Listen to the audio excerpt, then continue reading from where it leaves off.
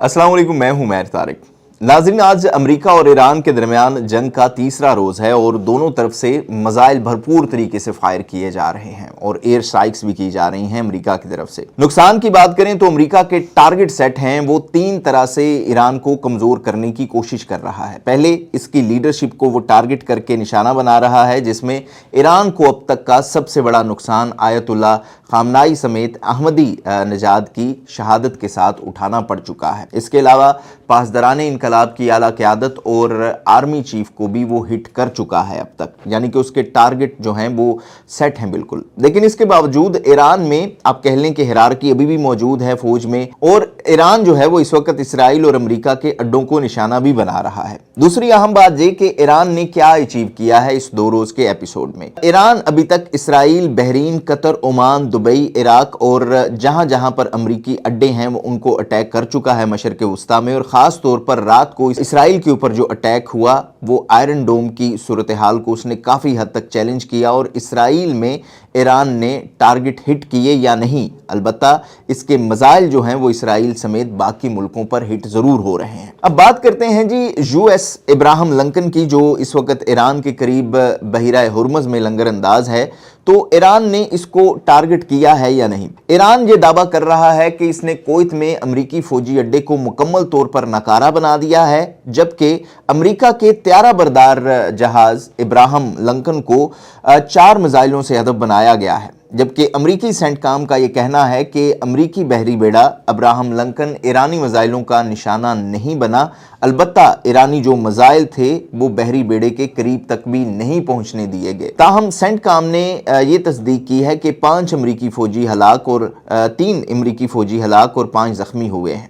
मतलब अमरीकी फौज भी जो है वो हिट हो रही है, ये नहीं कि अमरीका बिल्कुल ही अनटच है। और इब्राहिम लिंकन की तरफ मिसाइल फायर होना इस बात का इशारा है कि बहरी बेड़ा भी ईरान के टारगेट पर मौजूद है। अब अगर इस जंग को देखें तो क्योंकि ये हमला अमरीका और इसराइल की जानिब से किया गया है, ये चैलेंज अमरीका और इसराइल की जानिब से किया गया, तो इसमें टारगेट सेट इन्हीं की जानिब से किए जाने थे और एक पूरी प्लानिंग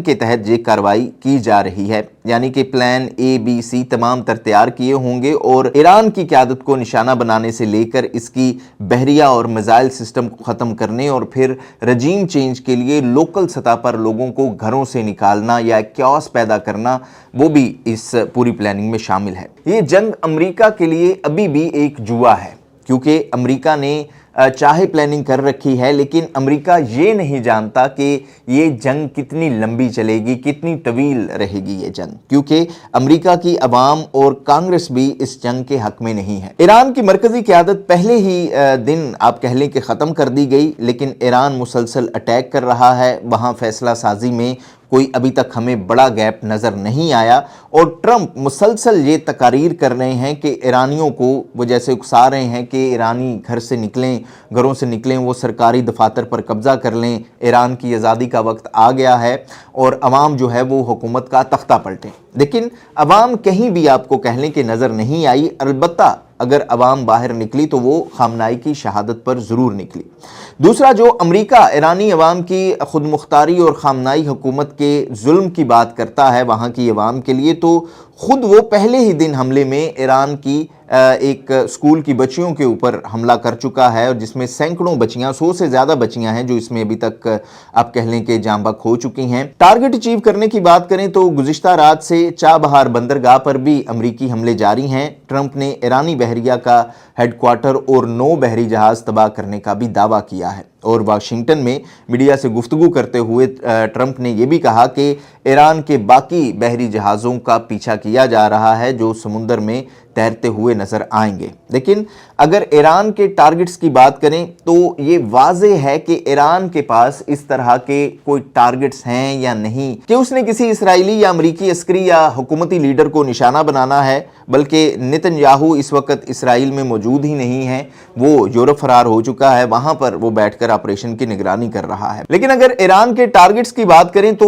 یہ واضح ہے کہ ایران کے پاس اس طرح سے ٹارگٹس موجود نہیں ہیں کہ کسی اسرائیلی یا امریکی عسکری یا حکومتی لیڈر کو اس نے نشانہ بنانا ہے یا سربراہ کو نشانہ بنانا ہے، بلکہ نتن یاہو اس وقت اسرائیل میں ہے بھی نہیں، وہ اس وقت یورپ میں بیٹھ کر آپریشن کی نگرانی کر رہا ہے۔ باقی ایران کے پاس اس طرح کے ایگزیکٹ اور ایکوریٹ ملٹری اہداف ہوں گے بھی یا نہیں ہوں گے، لیکن وہ امریکہ اور اسرائیل کو بڑے پیمانے پر نقصان پہنچانے میں اس طرح سے ان 2 یا 3 دنوں میں کامیاب نہیں ہو سکا۔ البتہ ایران کی بڑی کامیابی یہ ہے کہ وہ امریکہ اور اسرائیل کو بڑی حد تک انگیج ضرور رکھے ہوئے ہے۔ اب امریکہ کی کوشش ہوگی کہ لمبی جنگ کی طرف وہ بالکل نہ جائے، بلکہ اس جنگ کو وہ 10 سے 15 دن کے درمیان کہیں نہ کہیں ختم کرے اور ایران میں رجیم چینج مکمل کیا جائے یا اس کی طرف بڑھ کر وہ وہاں سے واپس چلا جائے۔ اس کے چند وجوہات یہ ہیں کہ امریکہ کی نظر میں سب سے بڑا ولن اور ایران کی نظر میں سب سے بڑے ہیرو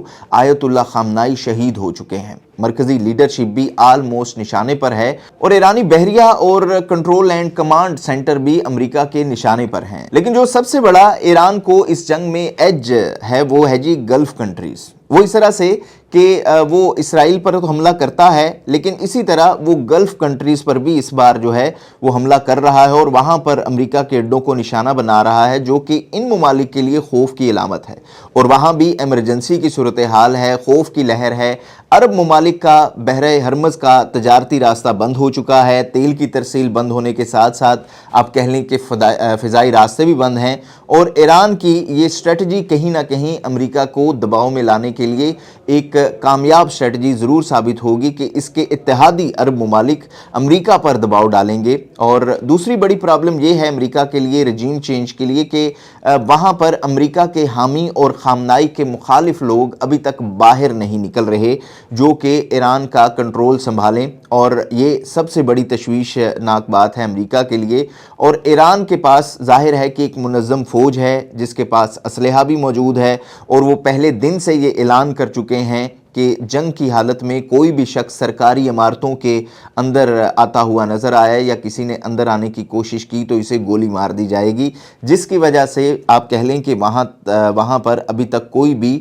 حکومت کا کنٹرول سنبھالنے کے لیے باہر نہیں نکلا۔ اس لیے امریکہ کو خود ایران پر زمینی فوج اتارنی پڑے گی، جو کہ اس کے لیے کسی خودکشی کی طرح ہے، اور امریکہ خود کبھی چاہے گا بھی نہیں کہ وہ اپنے آپ کو اس مشکل میں ڈالے اور پھر ایک لمبی اور بور جنگ کی طرف بڑھے جس کے نتائج امریکہ کے لیے کوئی آئیڈیل نہیں ہوں گے۔ تو کل ملا کر اب صورتحال یہ ہے کہ جنگ جتنی طویل ہوگی وہ ایران کے حق میں اور امریکہ کے مفاد کے خلاف ہوگی۔ دوسرا، جنگ طویل ہونے سے ایران میں معاشی حالات خراب ہوں گے، خوراک کی قلت ہوگی، ظاہر ہے کہ اس کا نتیجہ خامنائی حکومت کے حق میں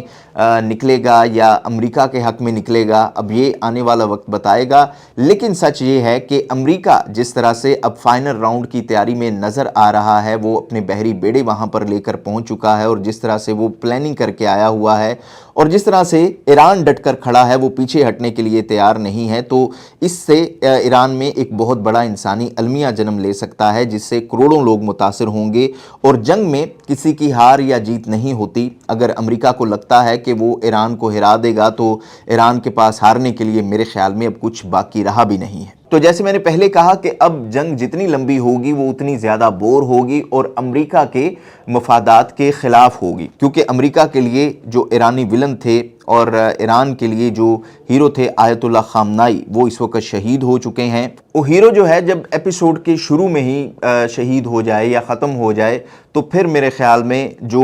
دعویٰ کرنے والا ہوتا ہے اس کے پاس کچھ زیادہ بیچنے کے لیے چیز باقی نہیں رہتی۔ اب جنگ جتنی زیادہ طویل ہوگی، اگر ایران میں رجیم چینج نہیں ہوگا تو پھر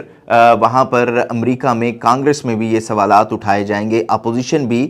ٹرمپ کے اوپر یہ سوال اٹھائے گی کہ آپ نے پہلے دن ہی آپ کے حوالے سے جو ولن تھا وہ آپ نے اس کو مار گرایا، اس کو شہید کر دیا، لیکن اس کے بعد بھی آپ اتنے 2 بڑے بحری بیڑے لے جا کر بھی ان ٹارگٹس کو اچیو کرنے میں کامیاب کیسے نہیں ہوئے۔ تو یہ آنے والے دنوں میں ٹرمپ کے اوپر یا امریکی فوج کے اوپر اس کی ذمہ داری بہت زیادہ بڑھتی ہوئی نظر آئے گی اگر امریکہ جو ہے وہ ایران میں رجیم چینج کرنے میں کامیاب نہیں رہا۔ اور دوسری بات، اگر ایران میں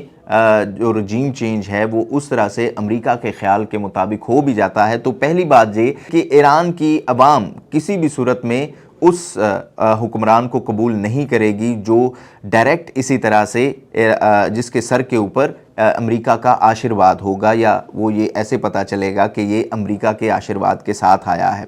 دوسری بات یہ کہ ایران کے پاس جیسے میں نے پہلے کہا کہ ایک منظم فوج ہے، تو اگر امریکہ جو ہے وہ خود ایران کی حکومت کے سپورٹ میں آن گراؤنڈ نہیں آئے گا، بوٹس آن گراؤنڈز نہیں ہوں گے، تو پھر اس چیز کی کیا گارنٹی ہے کہ جو ایرانی فوج ہے، جو پاسداران انقلاب ہے، وہ رجیم چینج جو کہ امریکہ کی مدد سے ہوگا، امریکہ کی آشرواد کے ساتھ ہوگا، اس کو چلنے دے گی یا اس کے ساتھ مل کر چلے گی اور ایران میں بد امنی نہیں ہوگی۔ آپ اس حوالے سے کیا رائے رکھتے ہیں؟ کمنٹ باکس میں ضرور بتائیے گا۔ دیکھتے رہیے گا نیوز الرٹ۔